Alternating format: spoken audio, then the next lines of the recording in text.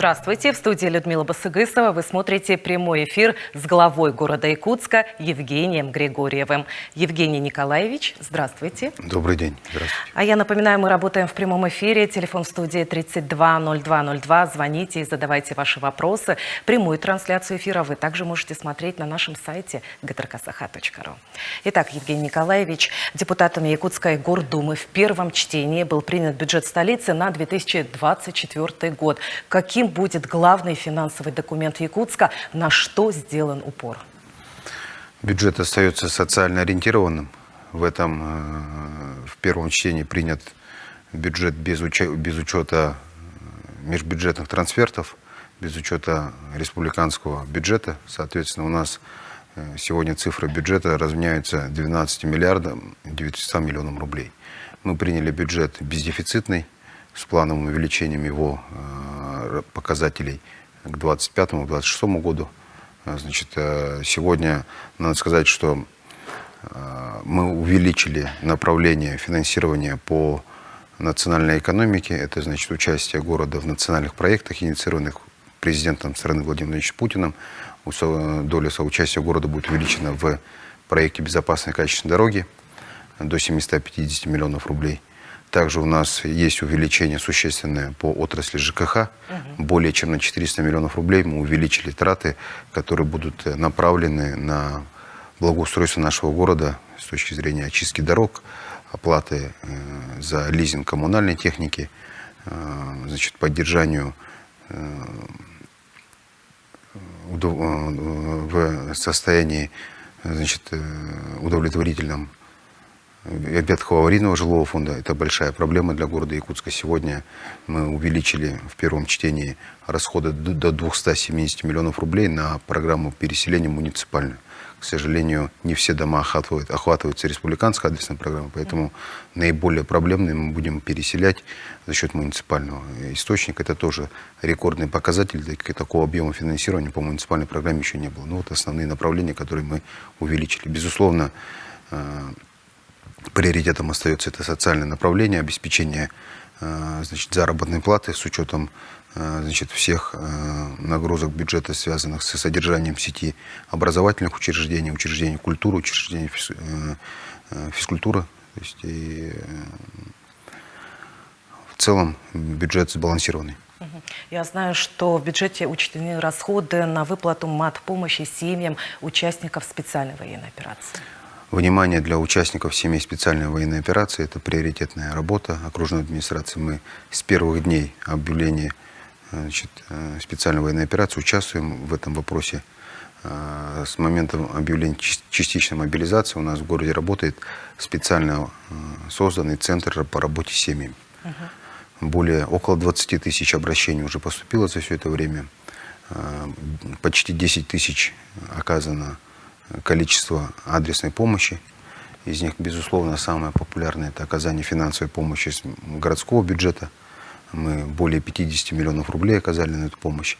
И планово в бюджете обязательно закладываем деньги в резервном фонде, с которого происходит, значит, поддержка материальная всех участников специальной военной операции, будь то мобилизованный контрактник или доброволец. Значит, еще одной большой вехой работы является, значит, то, что мы на последней сессии депутатов Якутской городской думы было принято изменение в генеральный план, в котором были отражены земельные участки, которые будут выданы для участников специальной военной операции. Это порядка 900 земельных участков сегодня на территории Тулугина-Кильдямского наследия, 600 земельных участков на территории Табаги. Также было принято на сессии депутатов, значит, решение, по которой мы освободили полностью от земельных налогов, значит, участников специальной военной операции на 2023 год. Значит, и также дали льготы по оплате аренды. Тоже продлили ее на 2023 год. Соответственно, все местные налоги, которые были с точки зрения для участников специальной военной операции по земле, по имуществу, они, значит, мы их убрали. А когда ожидается следующая сессия депутатов Гордумы по рассмотрению бюджета Якутска? 22 декабря будет очередная сессия депутатов, на которой будет рассмотрено во втором чтении уже с учетом поступления и принятия бюджета республики и тех трансфертов, которые будут учтены для местных бюджетов. А продолжаете ли вы личные встречи с семьями участников специальной военной операции? Конечно, обязательно. Вчера встречался с матерями наших павших героев. Значит, обсуждали вопрос увековечения памяти на территории Маганского кладбища, монументы благоустройства территории. На постоянной основе встречаюсь и как при личных приемах, так и на приемах на территории управ. Это постоянная работа, мы обязательно в фокусе внимания держим ее. Вопросы носят абсолютно житейский характер, зачастую носят сезонный характер. Вот сейчас стоит острый вопрос, самый популярный вопрос, это заготовка дров и льда. Вот в субботу будем проводить субботник работников окружной администрации, поедем на заготовку льда. А расскажите о проекте «Народный бюджет». Проект «Народный бюджет» был инициирован и заложен еще во времена руководства городом Василием Сергеевичем. Сегодня он продолжается. Мы ежегодно отбираем конкурсной комиссией те проекты, которые идут на развитие города, общества. Сегодня до 1 декабря идет еще набор. В течение ноября месяца мы набирали заявки. Заявки можно подать в окружной администрации на 7 этаже, 712, кабинет Ленина, 15. Соответственно, все те заявки, которые комиссия посчитает необходимыми, они будут профинансированы с городского бюджета для поддержки и развития нашего города, общества. В основном поддерживаются проекты, направленные на развитие детского спорта, благоустройство города, проведение каких-либо акций в зависимости от наличия в ней участия детей. А какая сумма предусмотрена? Порядка 7 миллионов общая сумма финансирования на народный бюджет. А какие-то проекты, которые уже реализованы? Можете о них рассказать? Да, вот, интересный проект довольно-таки, который, для примера, был реализован в прошлом народном бюджете. Это проект, который реализовала Федерация Миксфайта Республики. Они построили полосу препятствий, куда любой желающий может прийти и испытать свои силы, заняться физкультурой и спортом. Например, такой проект. Один из проектов, который сейчас инициируется, это установление бюста Ивану Ивановичу Подойницыну рядом с Русским драматическим театром. Значит, это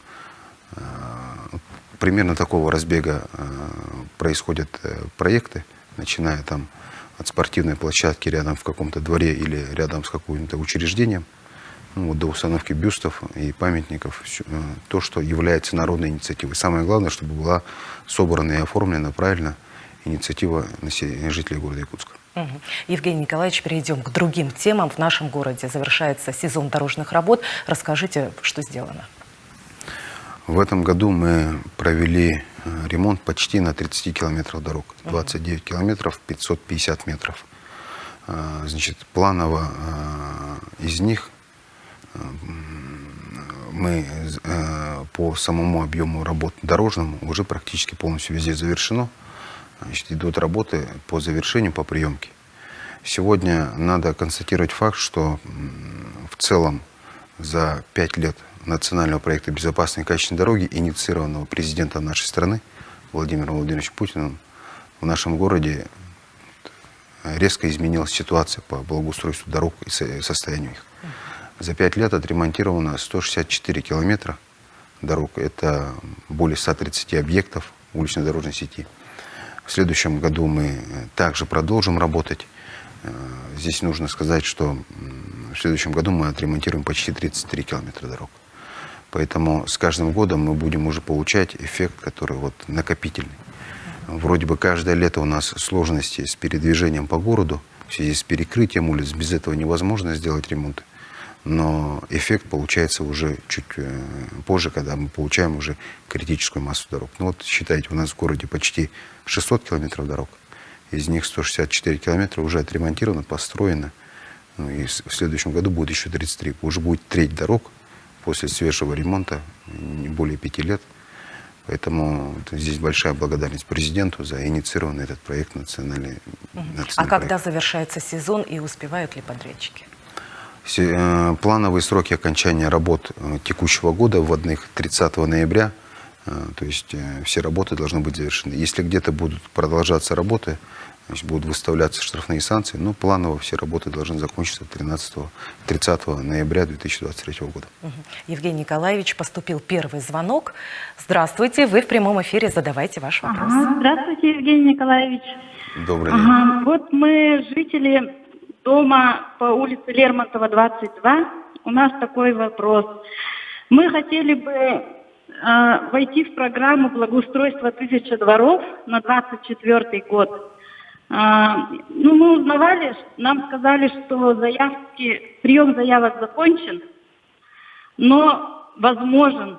Вот как бы нам на 2024 год, чтобы нас включили на эту программу благоустройства дворов. Мы в этом году провели очень большую работу. Я хотела поблагодарить строительный округ. Они полностью территорию двора освободили от металлических гаражей.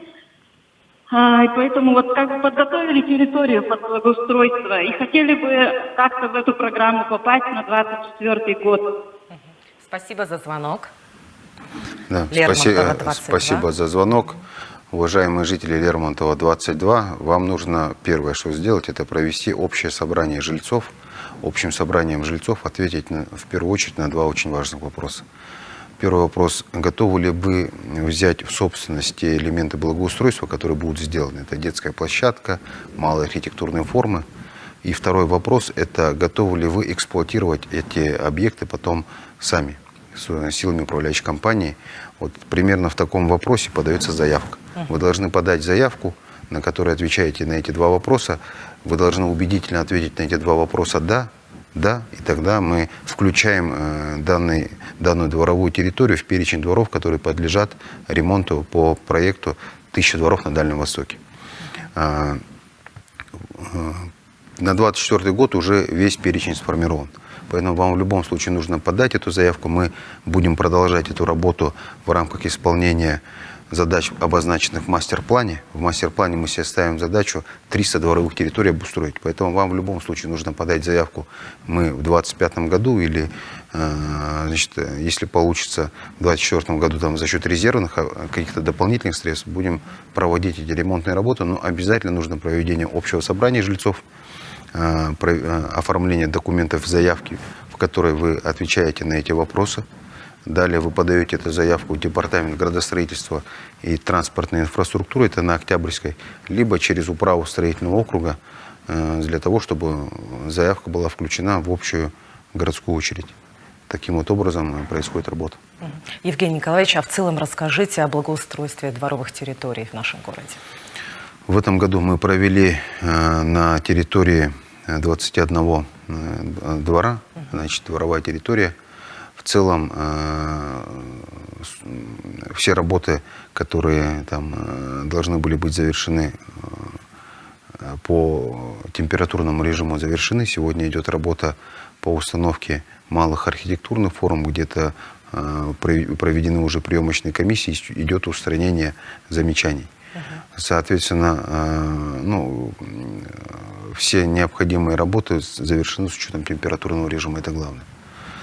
В целом, надо сказать, что мы за 3 года работы в рамках трехлетия благоустройства города, нам повезло, что, во-первых, нас поддержал глава республики, запустил программу «Мой двор» на территории нашего города.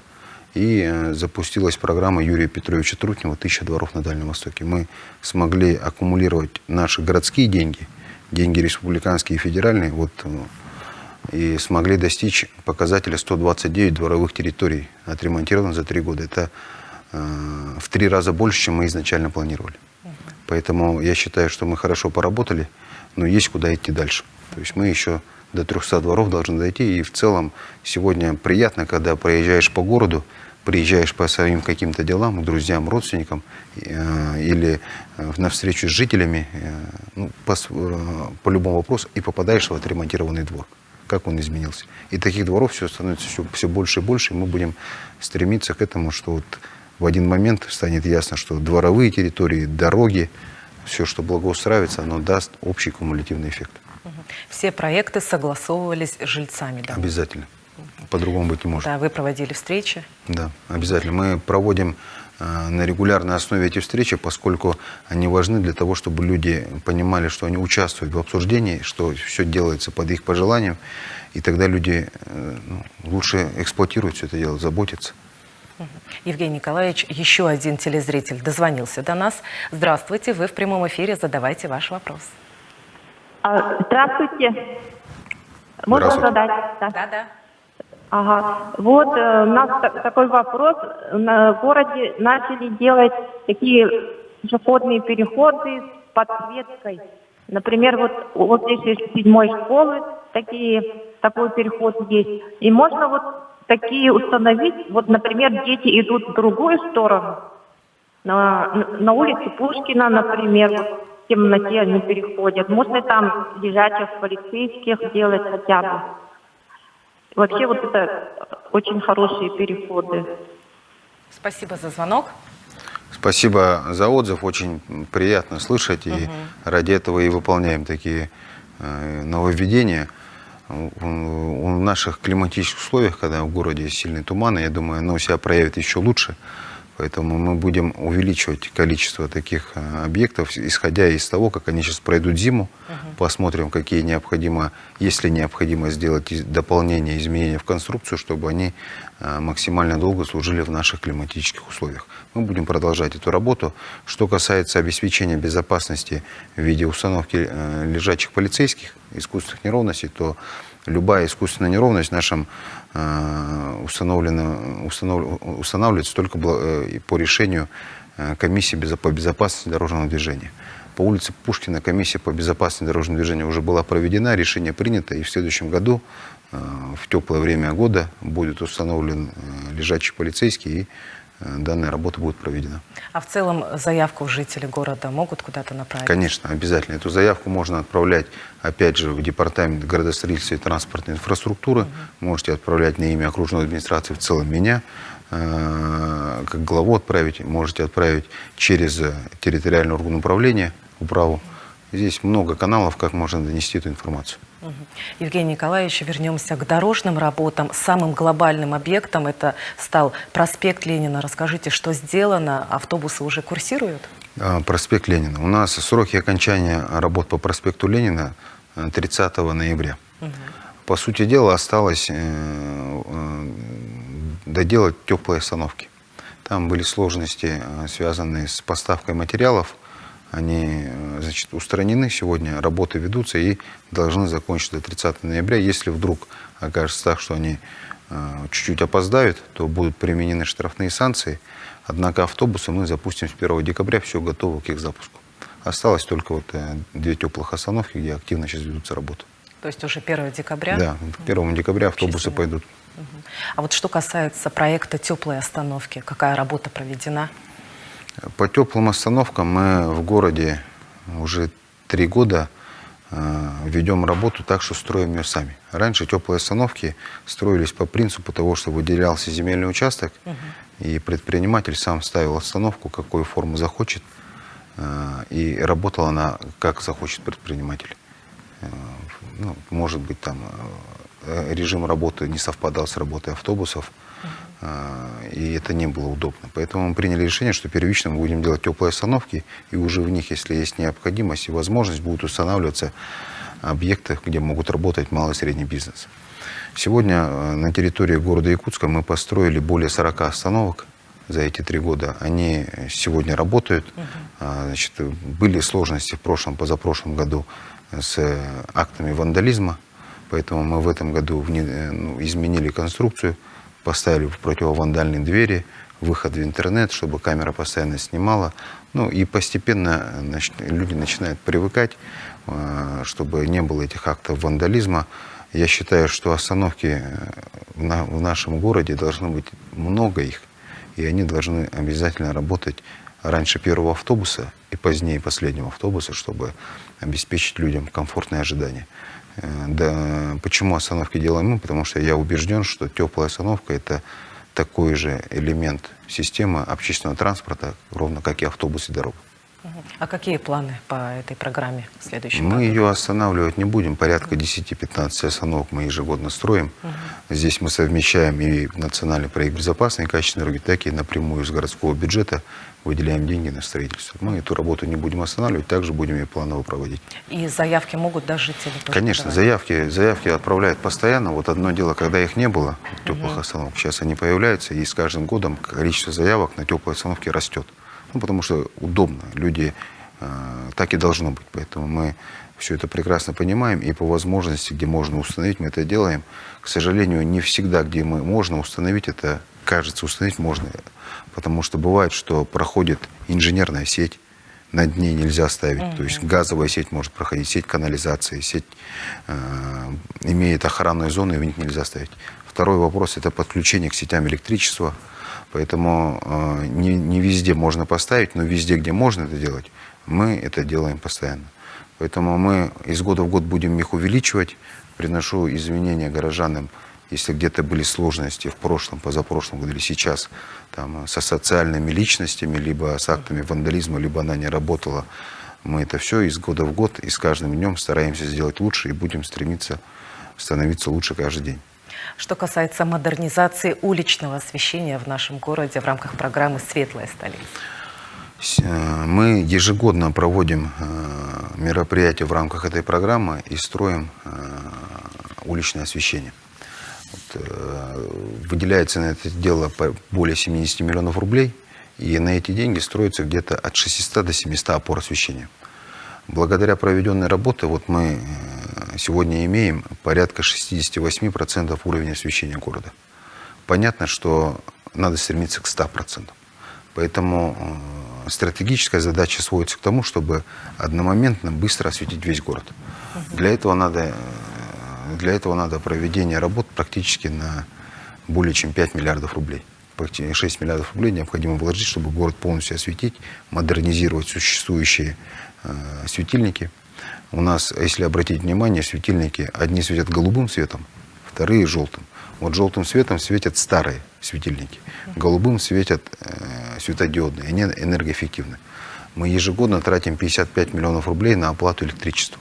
Вот если мы весь город сделаем энергоэффективными, голубым цветом будут светить, светодиодными фонарями, еще построим еще 10 тысяч опор, которые необходимы, для светильных ста мы будем платить меньше, чем платим сейчас за электричество. Поэтому вот это главная задача, которую мы должны сделать, она утверждена в мастер-плане, она является приоритетной, и мы должны начать вот в течение следующего года и 2 последующих годов мы должны полностью осветить город. Для этого мы будем использовать инструменты поддержки Федерального министерства по развитию Дальнего Востока и Арктики, привлекать дальневосточную концессию, работать вместе с правительством республики, чтобы заключить дальневосточную концессию и в течение 2 ближайших лет осветить полностью весь город. Вот это наша стратегическая задача. Евгений Николаевич, поступил еще один звонок. Здравствуйте, вы в прямом эфире, задавайте ваш вопрос. Алло, здравствуйте. Якутский строит мусорный полигон на Вилюйском тракте.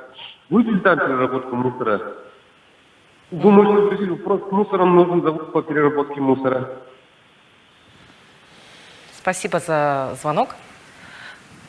Спасибо, добрый день. Спасибо за вопрос, очень важный вопрос. У нас в целом по стратегии работы с бытовыми отходами будет следующий механизм. Весь мусор, который будет собран по городу, будет проходить в сортировку. Сортировка будет производиться на горе рядом с ГРЭСом. Там строится по концессии ООО «АЛГ» мусороперегрузочная станция.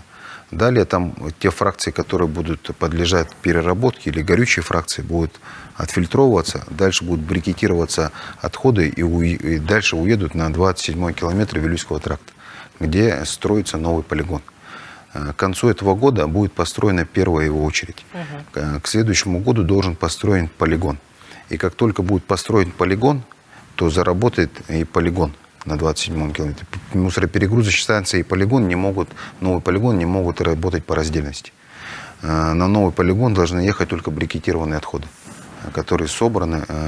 Поэтому мы до этого времени будем эксплуатировать полигон, который существует на 9-м километре сегодня.